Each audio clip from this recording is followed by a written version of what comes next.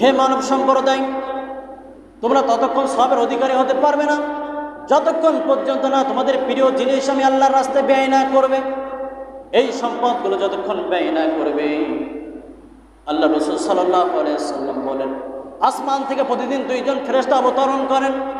একজন ফেরেশতা ডাক দিয়ে আল্লাহকে বলেন, হে আল্লাহ, যে ব্যক্তি মালকে সম্পদকে সৎ পথে খরচ করে, তোমার পথে খরচ করে, হে আল্লাহ তুমি তার মাল সম্পদ আরো বাড়িয়ে দাও। সকলে বলি সুবহানাল্লাহ। আরেকজন ফেরেশতা আল্লাহকে ডাক দিয়ে বলেন, হে আল্লাহ, হে পালনকর্তা, হে প্রভু, আপনি ওই ব্যক্তির মাল সম্পদকে ধ্বংস করে দেন যেই ব্যক্তি মাল সম্পদ পাওয়ার পরে তোমার রাস্তায় খরচ না করে, তোমার রাস্তায় ব্যয় না করে, ওই ব্যক্তির মাল সম্পদকে তুমি ধ্বংস করে দাও। সকলে বলি নাউজুবিল্লাহ। আল্লাহ রাসূল সাল্লাল্লাহু আলাইহি ওয়াসাল্লাম আরো বলেন, দুইটি কাজ আল্লাহর কাছে খুবই প্রিয়। একটি হলো দানশীলতা, আরেকটি হলো মানুষের সাথে সুন্দর ব্যবহার করা। এই দুইটা জিনিস আল্লাহর কাছে খুবই পছন্দনীয়।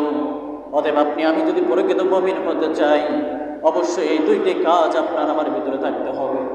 এই দুইটা গুণ আপনার ভিতরে আমার ভিতরে থাকতে হবে। সাহাবায়ে কিরাম কেমন ভাবে তারা ত্যাগ স্বীকার করেছেন, সাহাবায়ে কিরাম কেমন ভাবে দানের হাতকে তারা প্রসারিত করেছেন। আপনি আমি দুনিয়ার ভিতরে যখন দুনিয়ার ভিতরে ভবিষ্যতের জন্য আমরা টাকা পয়সা সঞ্চয় করি, টাকা পয়সা ব্যাংকে জমা রাখি, তেমনি ভাবেই ওই আখিরাতের চিরজীবনের জন্য আপনার আমার কোনো চিন্তা নেই যে সেখানে ব্যাংক অ্যাকাউন্ট করতে হবে, সেখানে আমাদেরকে টাকা জমাতে হবে, সেখানে আমাদের জন্য সেখানে যাওয়ার জন্য প্রস্তুতি নিতে হবে, সেখানে যাওয়ার জন্য আমাদের আর কোনো প্রস্তুতি নেই। কথা ঠিক কিনা?